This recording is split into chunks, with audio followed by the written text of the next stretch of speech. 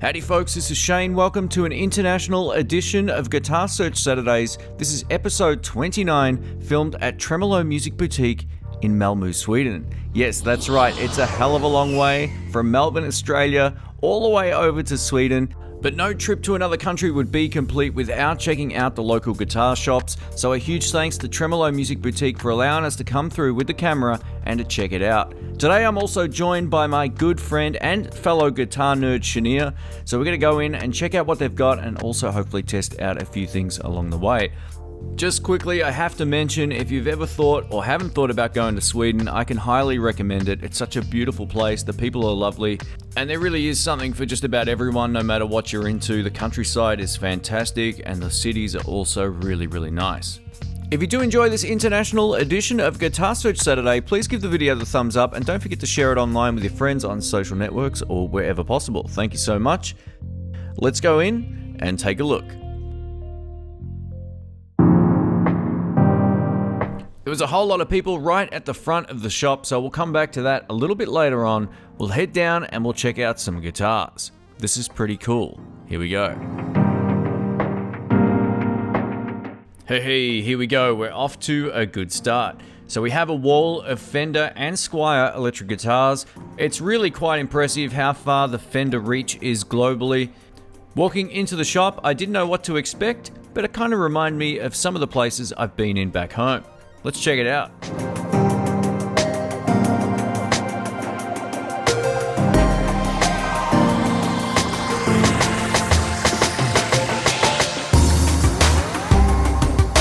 Here's some of the recent Player Series Stratocasters from Fender. The one on the left is a color called Buttercream. It's not something that I've seen in person up until this moment, and I gotta say, I really like it. Let me know what you think in the comments below. The one on its right, in that Sonic red color, what can I tell you? It's Mark Knopfler. I dig it.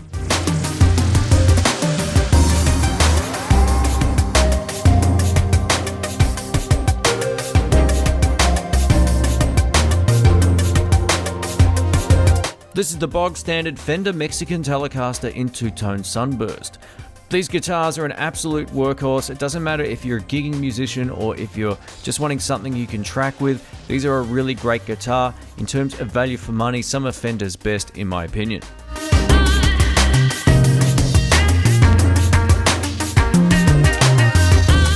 If you've been a long-term subscriber to the channel, you'll know I've owned quite a number of white Stratocasters over the years. I have to say this white Telecaster looks killer. I'm a huge fan. If I find one of these in a Lefty, I don't think you'll need to be twisting my arm too hard to pick one up. I just think it looks great. The sad thing is Fender don't make these American Professional series in a Lefty. That said though, from what I've heard of them in person and online, they sound great. Those Shawbucker humbuckers definitely have a vibe about them that's slightly different to maybe a Les Paul or even a PRS. I dig them.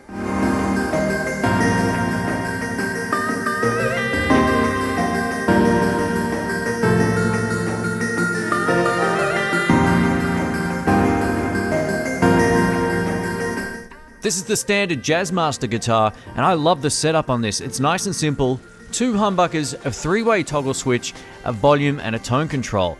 Nice and simple. One day I hope Gibson release one of their humbucker guitars without the two-tone and two volume controls. I think it'd be a really good seller.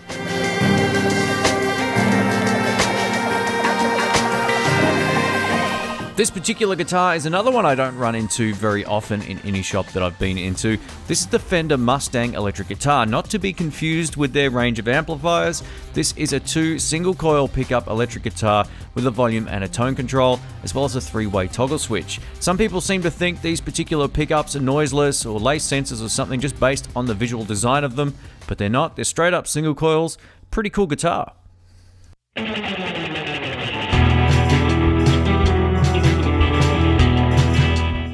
This next section of the wall features Squier and Epiphone electric guitars. Let's check it out. When I first saw this guitar in person, the finish just looked unbelievable. I thought it was a Fender, but it's actually a Squier. This is part of the vintage modified series Strats, and it's loaded with 3 Duncan design pickups. I know the black pickups on the white pickguard might not be for everybody, but I kind of like it. The great thing about Squier is they're always trying new things, and their attention to detail in terms of the finish and even the gloss on the neck just consistently gets better over time.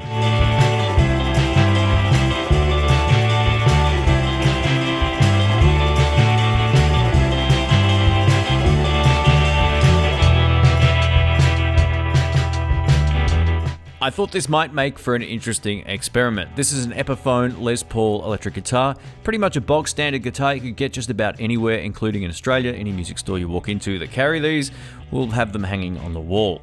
So, if you can see the price on this, it's 4,299 Swedish krona. Now that sounds like a lot, but the conversion makes it to about 717 Australian dollars. Let's find out if Australia is still the king for overpriced electric guitars and acoustics, but electric guitars in this case. The cheapest I could find this exact guitar online in Australia was $829. Usually when you go into a shop, they're around $1,000, so just keep that in mind. Australia, you still hold the title for most expensive electric guitars that I've ever been to anywhere in the world. That said though, if you live in Sweden, the price is actually pretty reasonable, I gotta say.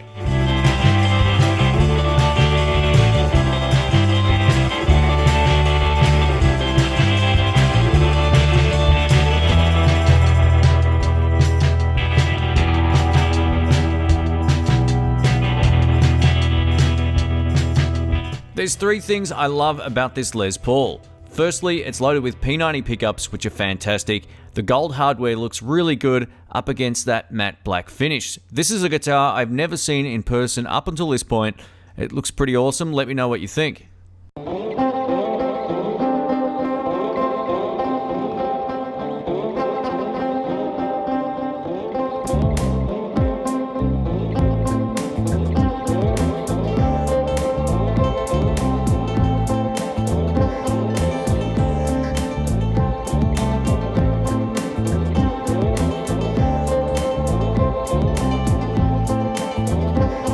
Alright, being the hugely boring guy that I am, I much prefer a gold top over that black one that we just saw before. I'll post a poll up in the cards. Let me know which one you like best and why as well. I just kind of like the gold top. It's very classic and it kind of reminds me of the guitar I regret selling.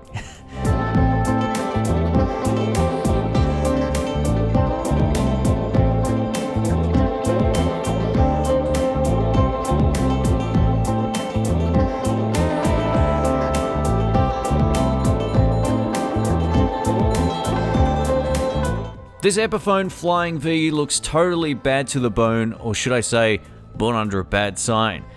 Totally Albert King in its look, and I dig it. There's no lefties available in these, but I hear next year Gibson will be releasing some left-handed Flying Vs. I'll definitely have to be giving those a shot.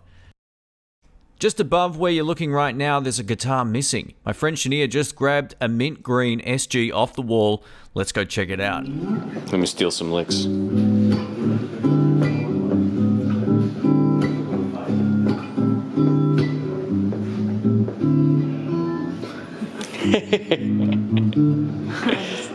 Sounds great. How's the guitar feel? Playing a Gibson through an acoustic Fender amplifier. This is going to be some sort of first. This will break the internet. No, right, it's cool. But can it blues? I don't know, you'll check it. I'm sure most people who are watching this have heard of Hagstrom guitars. They're actually from Sweden. That's where the brand originated. I'm not sure if all of them are made there these days or what, but either way, it's a good sign when the shops are supporting their local guitar companies. Very cool.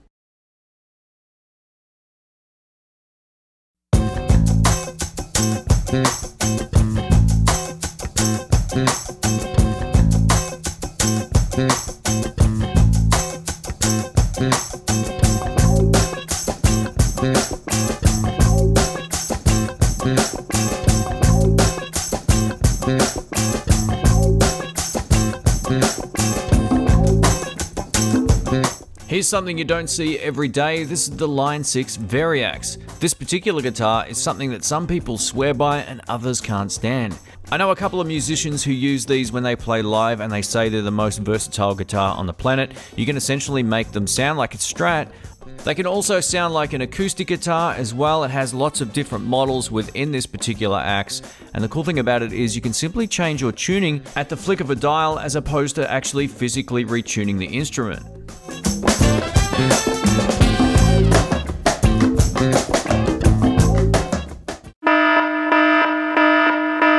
Please remain calm. We have our first official Lefty sighting. This Ibanez might not have been the first Lefty I was hoping to see, but it's the first Lefty that we got. The good news is though, if you are left-handed, there's actually a couple of other Lefties in this shop, which makes it awesome. There's definitely nothing wrong with this particular guitar, but it's definitely made for those who like to gent.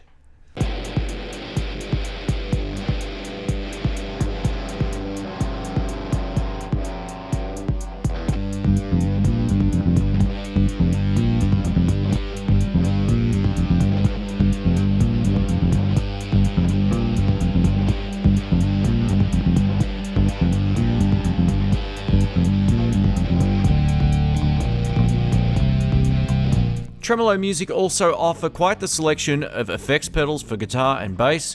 Let's check them out.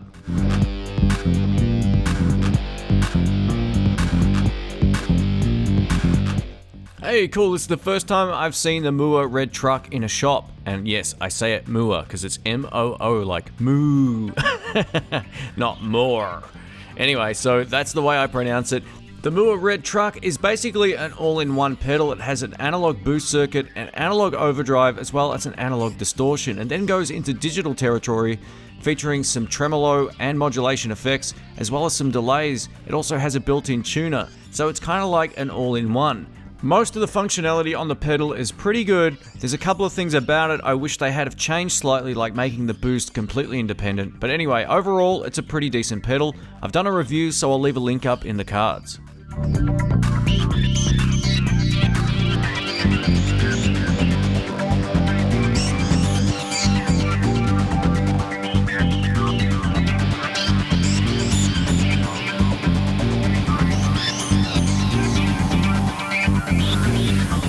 I've been toying with the idea of featuring the Ravish Sitar pedal on the next Willa Blues. If you haven't heard one of these pedals before, you're in for an absolute treat. I'm not going to spoil it. Just hang around, I'll see what I can do.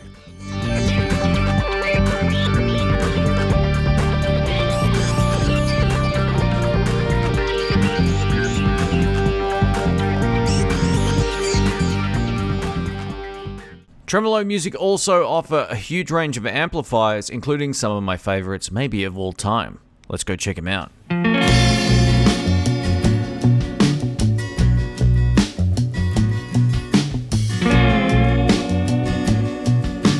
The main difference between a Tweed Blues Jr. and the stock black one that you see just about everywhere is the fact these are already loaded with a really great speaker. You get a Jensen speaker, which is a huge upgrade in what was the old version 3 amplifiers. In the new version 4 Fender Blues Juniors, they sound great. They're loaded with an A-type Celestion speaker, which totally rock. A lot of people, especially blues players, probably opt more so for the Jensen.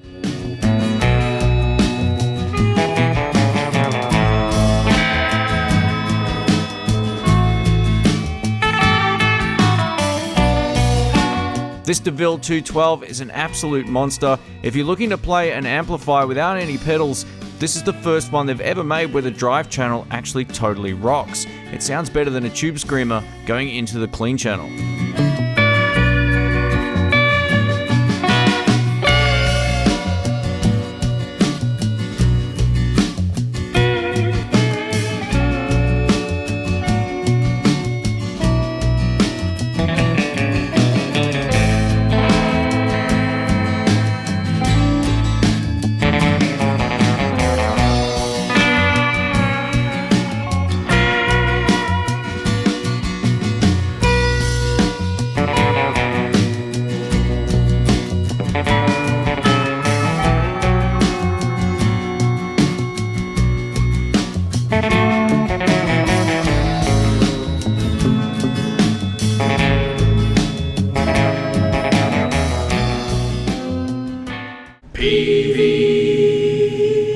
Hey, it's been a while since we've seen a Peavey of any description in any of the shops I've been through, so this was a really cool thing to see. This is one of the smaller Peavey Vypyr amplifiers. As you can see, it's loaded with a whole lot of different amplifier models, as well as stomp boxes and effects. For a small practice amp, I'm guessing this thing would be pretty cool. Hey, they also have one of the new Peavey Bandit 112s. If you haven't seen my review of that, I'll post a link up in the cards.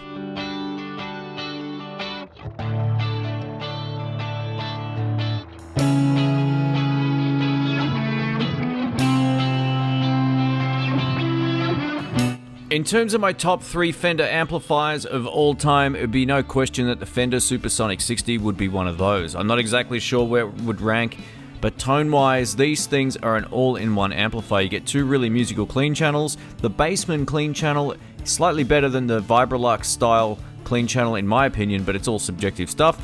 But where this amplifier shines is the drive channel. If you think you need pedals with this, you're dreaming. The drive channel just totally kills. It's a great amplifier. Having owned one of these amplifiers, the drive channel is one of the most musical drive channels of all time, featuring 2 gain controls, and it just sings. It really does. And since Fender have re-released these, I've had some severe gas thinking about it. Oh well, it never ends.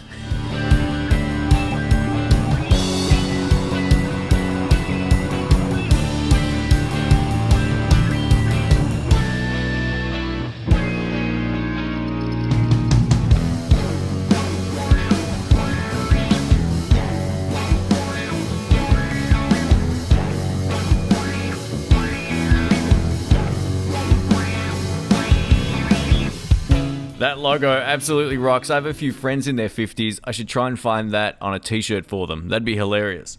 Tremolo Musik also have a really great mix of vintage, used, and new acoustic guitars on display. My favorite type of shops generally are the ones that also carry some used gear as well, so this is really cool. I had a really good look on the Tremolo Musik website. This guitar might have sold after I'd actually filmed it, so I couldn't find any information on it. But that said, it's an absolute beauty. It's a vintage acoustic guitar from Gibson. It looks like the real deal.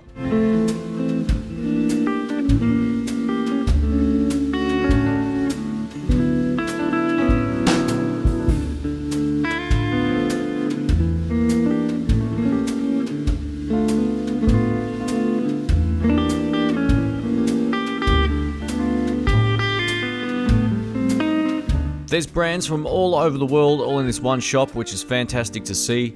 I actually saw something out of the corner of my eye while I was filming this, and I had to give it a go. Let's check it out.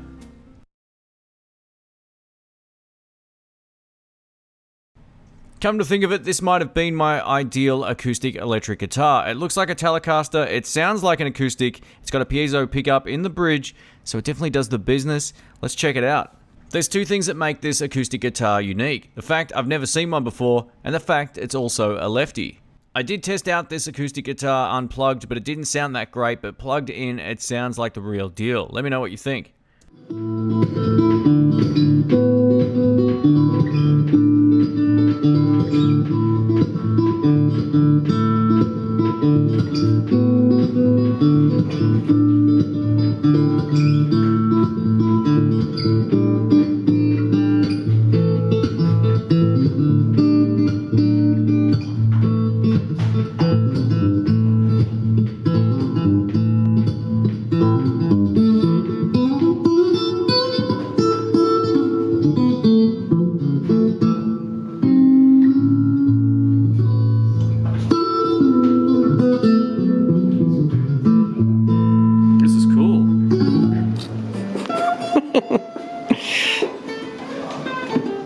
You got good guitar faces too. You get right into it.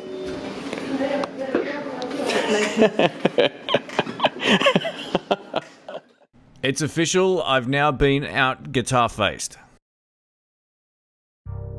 For all of our 4 or 5 string low-end friends that play bass, there's definitely quite a selection of bass guitars and amps here as well. I don't normally spend a whole lot of time covering the bass gear, but if something catches your eye, I'll post some links in the description below and you can check out their website.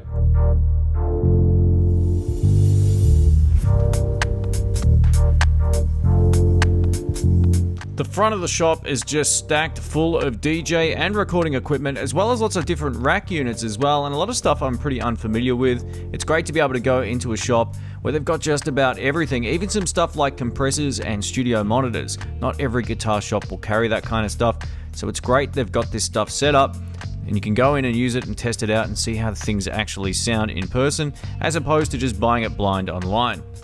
And that wraps up another Guitar Search Saturdays. Thanks so much everyone who supports this show. It's by far my most popular series on YouTube. If you do enjoy it and you've lasted this long, please give the video the thumbs up. I really appreciate that. And don't forget, also, please share it with your friends.